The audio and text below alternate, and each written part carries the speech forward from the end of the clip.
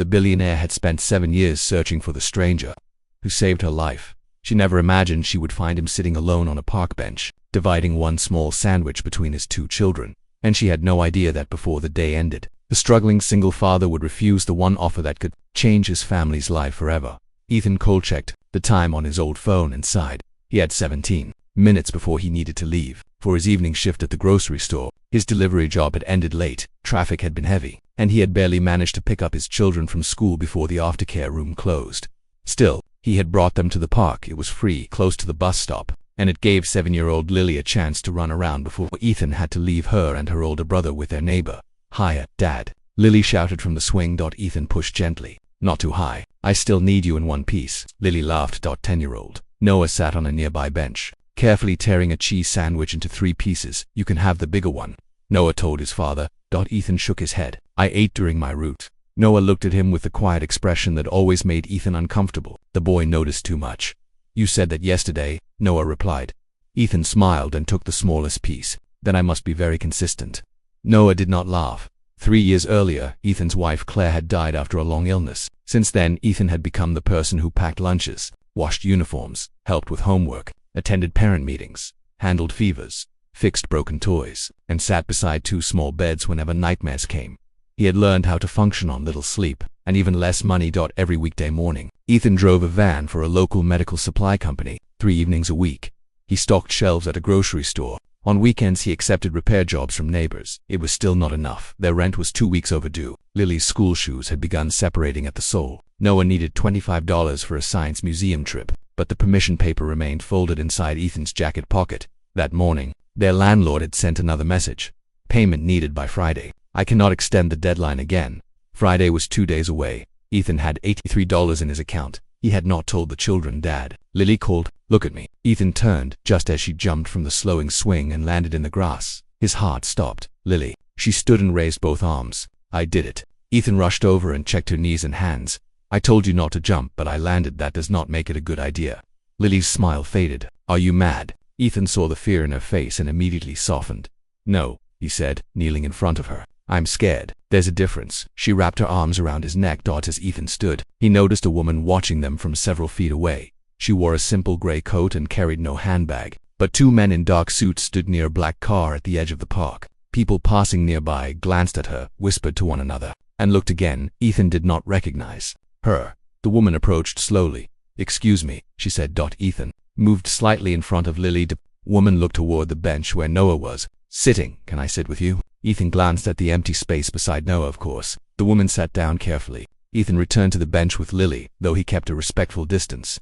For a moment, the woman simply watched the children. "You have a lovely family," she said. "Thank you. I'm Victoria Hale." Ethan knew the name then. Victoria Hale was the founder of Hale Medical Technologies, a company that produced hospital equipment around the world. Her face appeared in business magazines, charity reports, and sometimes on television. Ethan looked toward the black car again. "I'm Ethan," he said. "This is Noah, and the jumper is Lily." "I landed perfectly," Lily said.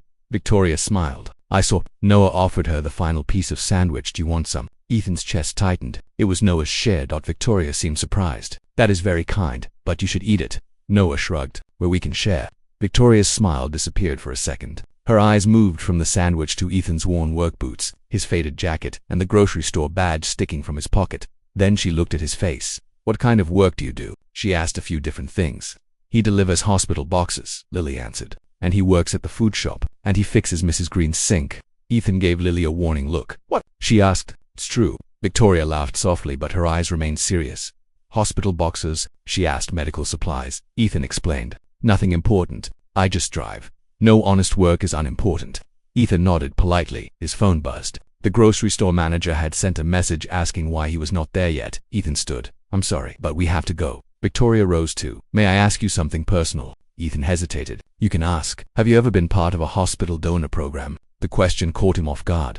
"Yes." Victoria's expression changed. "What kind?" Ethan looked at his children. "That is private, I understand." She reached into her coat and removed a business card. "Please call me." Ethan did not take it immediately. "Why?" Victoria's fingers trembled slightly. "Because I believe you may have done something for me many years ago." Ethan stared at her before he could respond. One of the security men stepped closer and whispered that she was late. Victoria handed Ethan the card. "Please," she said, "even if I am mistaken, call me." She walked away. On the bus, Lily fell asleep against Ethan's shoulder while Noah stared at the expensive-looking card. Why does a billionaire want you to call her? Noah asked. I don't know, did you save her? Ethan looked out the window. Years earlier, before Claire became seriously ill, they had joined a hospital donation registry together. Ethan had later been contacted as a match for a patient who needed stem cells. The process had been uncomfortable and frightening, but Claire had held his hand through it. Someone out there gets more time because of you, she had said. That matters.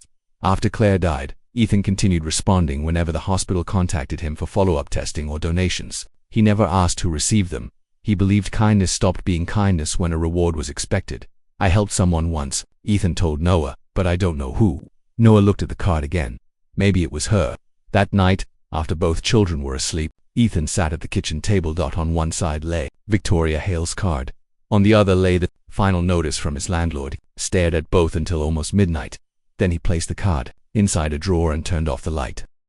The next morning, Ethan found Noah kneeling on the kitchen floor with a roll of tape. What are you doing? Noah quickly moved his hands behind his back. Ethan noticed Lily's school shoe on the floor. The sole had nearly come off. I'm fixing it, Noah said. Ethan picked up the shoe. You should have told me, you already know. The words were simple, but they struck Ethan hard. I'll buy her new ones. With what money? Ethan looked at his son. Noah immediately lowered his eyes. Sorry, no, you're not wrong. Ethan sat beside him. You should not be worrying about money, Noah, but somebody has to. I do. You worry about it all the time. Ethan had no answer. A knock came at the door. Their landlord, Mr. Bell, stood in the hallway holding an envelope. I'm sorry, Ethan, he said. I gave you every extension I could. I get paid Friday evening. The owner wants payment Friday morning. I can bring most of it. Mr. Bell shook his head. The full amount, or I have to begin the eviction process. After he left, Ethan stood motionless in the hallway. Lily came out of the bedroom wearing one shoe. Are we moving? No, but Mr. Bell said eviction. Ethan forced a smile. That is an adult word for an adult problem.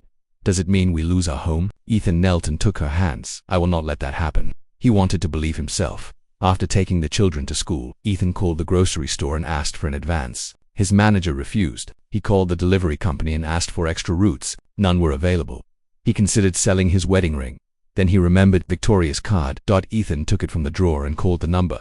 Victoria answered herself. Ethan, you knew it was me. I hoped I can meet for 15 minutes.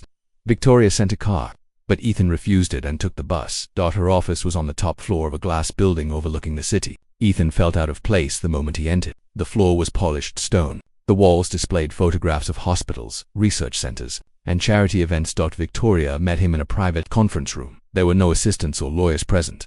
Thank you for coming, she said. Ethan remained standing. You said I may have done something for you. Victoria opened a folder. 8 years ago, I was diagnosed with a rare blood disease. Treatment failed, and I needed a stem cell donor. My sister was not a match. Neither were my parents. She slid a document across the table. Most of the personal information had been covered, but Ethan recognized the date, hospital, and donor identification number. His number. He sat down slowly. Victoria continued. The transplant saved my life. Ethan stared at the paper. I was told the recipient was doing well, he said quietly. That was all. I spent years trying to thank you. Privacy rules made it difficult. Later, both sides were allowed to approve limited contact, but the hospital's letters were sent to your old address. Ethan remembered moving after Claire's death. Victoria's eyes filled with tears. I watched my daughter graduate from high school because of you. I built 2 new treatment centers because I had more years. I saw birthdays I was certain I would miss. Ethan looked down. He thought of Claire beside his hospital bed, smiling even though she was afraid. She convinced me to do it, he said. Your wife? Yes. Victoria paused. I'm sorry for your loss. Ethan nodded. I wanted to meet you only to say thank you, Victoria said. But after seeing you yesterday, I asked my team to conduct a basic public background check. Ethan's expression hardened. You investigated me, or only public information? Your work history, professional qualifications, and current employment. That was not your right. You're correct. I should have asked. Ethan stood. Victoria moved the folder aside. Please let me explain. Your children were sharing one sandwich. You were wearing 2 different company badges. I saw how tired you were. I'm managing. I do not think you are. Ethan's jaw tightened. Victoria placed a second folder on the table. My company needs a coordinator for our community hospital program. The work involves deliveries, patient communication, and managing local partnerships. Your former supervisor described you as reliable. Under pressure, and excellent with families. Ethan did not touch the folder. It includes training, regular daytime hours, health insurance, and a salary higher than what you earn from both jobs. Why me? Because you are qualified. You met me yesterday. I also owe you my life. There it is. Victoria looked confused. The real reason gratitude is part of it, she admitted, but this is not a fake position. You would be expected to work. Ethan stared through the windows at the streets below. Victoria added, there is also a signing advance. It could be paid today. Ethan thought of the rent. He thought of Lily's shoe and Noah hiding the tape. How much? Victoria told him. It was enough to cover the rent, the overdue utilities, Lily's shoes, and Noah's school trip. Ethan's eyes closed briefly. Victoria pushed the contract toward him. You can read it first. Take it to a lawyer if you prefer. Ethan picked up the pen, then he saw a framed photograph on a shelf behind her. Victoria stood beside a teenage girl at a graduation ceremony. Both were smiling. He remembered Claire saying, someone out there gets more time because of you. Ethan put down the pen. I can't accept this. Victoria stared at him. Why? Because I don't know whether I earned it. I just explained that you are qualified, and if I had not been your donor. Victoria hesitated for half a second. That was enough. Ethan stepped back. You would not have noticed me in that park. No, she admitted. I probably would not have. Then this is payment. It is an opportunity. It feels like a reward for something I did freely. Victoria stood. Why is that wrong? Because helping you was not a business deal. I am not turning it into one. That is what this feels like. Victoria's voice became firm. Are refusing a real job because accepting it would hurt your pride. This is not pride. Then what is it? Ethan struggled to answer. Finally, he said, my children have already lost their mother. They need to know their father can take care of them. Victoria softened. Taking care of them does not mean rejecting every hand that reaches toward you. You don't understand. Understand what it means to need someone else in order to survive. The room became silent. Ethan looked at the contract one last time, then he left. That afternoon, he sold his wedding ring. He stood inside a small pawn shop as the owner examined it beneath a bright lamp. I can give you $300, the man said. It costs more than that. I'm sure it did. Ethan ran his thumb over the smooth band. For a moment, he heard Claire's laughter. He remembered their wedding day, the small church, the cheap flowers, and her hand trembling inside his. He almost took the ring back. Then he pictured Lily walking to school in broken shoes. $300, Ethan said. The money paid part of the rent, but not all of it. Mr. Bell gave him until Monday morning over the weekend. Ethan accepted every repair job he could find. He fixed a leaking sink, replaced cabinet hinges, painted a fence, and helped a neighbor move a heavy sofa. By Sunday night, his hands were blistered and swollen. He was still $140 short at dinner. Lily pushed her food around the plate. Dad, Mrs. Green said we might stay with her for a while. Ethan looked up sharply. Why did she say that? She heard you talking. Noah stared at his plate. Ethan understood. You told her. Noah's eyes filled with fear. I thought she could help. I told you this was my responsibility. I was trying to help. You are a child, Noah. The words came out louder than Ethan intended. Lily began crying. Noah stood so quickly that his chair fell backward. I know I'm a child, he shouted, but you act like everything is fine when it isn't. He ran into the bedroom and slammed the door. Ethan sat frozen. Lily wiped her cheeks. Are we going to sleep outside? The question broke something inside him. No, he whispered. Promise. Ethan opened his mouth, but no words came. Lily began crying harder. Ethan pulled her into his arms, but she kept asking him to promise. From the bedroom came the sound of Noah crying too. Ethan sat on the kitchen floor holding his daughter while his son cried behind a closed door. For years, he had believed hiding his pain protected them. Now, he saw the truth. His silence had not removed their fear, it had only forced them to face it alone. Ethan did not sleep that night. At 5 in the morning, he opened the drawer where he had kept his wedding ring. The space was empty. He sat at the table and finally admitted what he had been too afraid to say. He was not protecting his children by refusing help, he was protecting his pride. At 7, he called Victoria. She answered on the first ring. I made a mistake, Ethan said. There was a pause. Come to my office. No, not yet. I need to say this first. Victoria remained silent. I still don't want a gift, Ethan continued, but I do want the chance to earn a better life for my children. If the job is real, and if you believe I can do it, then I will accept the job is real. And I want a normal probation period, the same rules as anyone else. Agreed. If I fail, you let me go. Agreed. Ethan swallowed. And I need part of the advance today. Victoria's voice softened. It will be ready within the hour. Ethan closed his eyes. Thank you. No, Victoria said. Thank you for calling.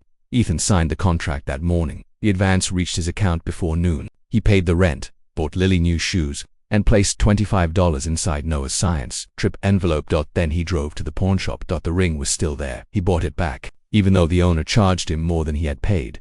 That evening, Ethan sat with his children at the kitchen table. I owe both of you an apology, he said. Noah looked down. Ethan continued. I thought being a good father meant never letting you see me struggle, but that made you feel like you could not tell me when you were scared. He turned to Noah. You were trying to protect this family. I should not have shouted at you. Noah's eyes filled with tears. Are we losing the apartment? No, the rent is paid. Lily's mouth opened. How? I accepted a new job. With the Billionaire? Noah asked. Ethan smiled slightly. With her company. Noah looked relieved but also uncertain. Did she give it to you because you saved her? She noticed me because of that, Ethan said honestly, but I will keep the job because I work hard. Lily climbed into his lap. Does this mean you won't work at night? Not anymore. Every night. Every night. She wrapped both arms around him. Noah tried to hide his smile. Ethan reached across the table and pulled him close to. His new job began the following Monday. The first weeks were difficult. Ethan had experience with deliveries and families, but office reports, budgets, and presentations were new to him. He arrived early, took notes, and asked questions when he did not understand. He made mistakes on his second week. He sent a hospital shipment to the wrong entrance and delayed an event by 40 minutes. He expected Victoria to protect him. She did not. His supervisor gave him a formal warning, just as Ethan had requested. Ethan corrected the process and never repeated the mistake. Slowly, he earned the team's trust. He understood frightened parents because he had sat beside a hospital bed with Claire. He understood exhausted workers because he had worked 2 jobs. He understood donors because he had been one. Within 6 months, Ethan helped create a program that provided transportation and meals for low-income families during long hospital treatments. Victoria supported the project, but she allowed Ethan to lead it. At home, life changed in smaller ways. Ethan cooked dinner most evenings, though Lily complained that his vegetables tasted too healthy. He attended Noah's science museum trip as a parent. Volunteer helped Lily practice reading every night. He was no longer too tired to listen when they told long stories about school. One Friday evening, Noah placed a small box on the table. What's this? Ethan asked. Open it. Inside was a simple metal ring. It's not real gold, Noah said quickly. Lily and I saved our allowance. Ethan looked at the ring, then at both children. For what? We thought you sold Mom's ring because of us, Noah said. Ethan's throat tightened. He held up his left hand. Claire's wedding ring was already there. I bought it back. Lily grabbed his hand. You did? I did. Noah looked relieved. Ethan placed the children's ring on a chain and wore it around his neck. This one stays close to, he said a year later. Victoria invited Ethan and the children to a small dinner at her home. Her daughter, Sophie, was home from university. When Sophie met Ethan, her eyes immediately filled with tears. My mom told me who you are, she said. Ethan shifted uncomfortably. I'm just Ethan. Sophie shook her head. I was 12 when she got sick. I used to sit outside her hospital room and wonder if she would ever come home. She looked toward Victoria. Gave me my mother back. Ethan did not know what to say. Victoria touched her daughter's shoulder. He gave us time, she said. What we did with that time was our responsibility. During dinner, Lily talked endlessly. Noah asked Sophie about university, and Ethan watched Victoria laugh with her daughter. For the first time, he fully understood the result of the choice he and Claire had made years earlier. He had not only helped save one woman, he had kept a mother beside her child. After dinner, Victoria walked Ethan to the door. There is something I've wanted to ask, she said. What? Why did you keep donating after your wife died? Ethan looked toward Noah and Lily, who were waiting near the car. Because Claire believed pain should not make us less kind. Victoria nodded slowly. She sounds like an extraordinary woman. She was. Few months later, Ethan stood on a stage at the opening of the family support program he had designed. Doctors, donors, company leaders, and local families filled the room. Victoria introduced him, but she did not mention that he had saved her life. That was Ethan's choice. He stepped toward the microphone and found Noah and Lily in the front row. I used to believe strengths meant handling every problem alone, Ethan began. I thought asking for help meant I had failed. He paused. But my children taught me that when we hide our struggles, the people who love us still feel them. They just do not know how to reach us. Noah smiled. Ethan continued. Years ago, I helped a stranger because I had something she needed. Later, when my family was struggling, that stranger gave me an opportunity. Neither act created a debt. They created a connection. He looked across the room. We do not always know where our kindness will go. We may never see the life it changes. But kindness has a way of returning not as payment, but as proof that none of us survives alone. The audience stood and applauded. Victoria remained seated for a moment, wiping tears from her face after the event. Lily ran to Ethan. You talked for a long time, she said. Ethan laughed. Was it boring? A little. Noah shook his head. It was good. Lily thought for a moment. The ending was good. 2 years after their meeting in the park, Ethan moved the children into a modest house with a small backyard. He paid the deposit himself on their first evening. They sat together on the back steps eating sandwiches. Lily looked around at the garden. We have more food now, she said. Why are we eating sandwiches? Because sandwiches started this story, Noah replied. Ethan smiled. A car stopped outside, and Victoria walked through the gate carrying a small housewarming plant.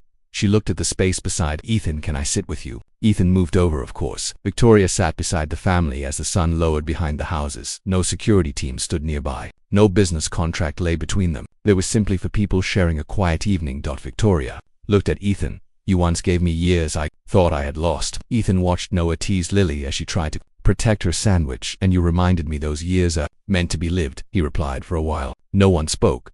They did not need to. Ethan had spent years believing his family's survival depended only on him, but real strength had not come from carrying every burden alone. It had come from knowing when to hold and when to let someone sit beside him.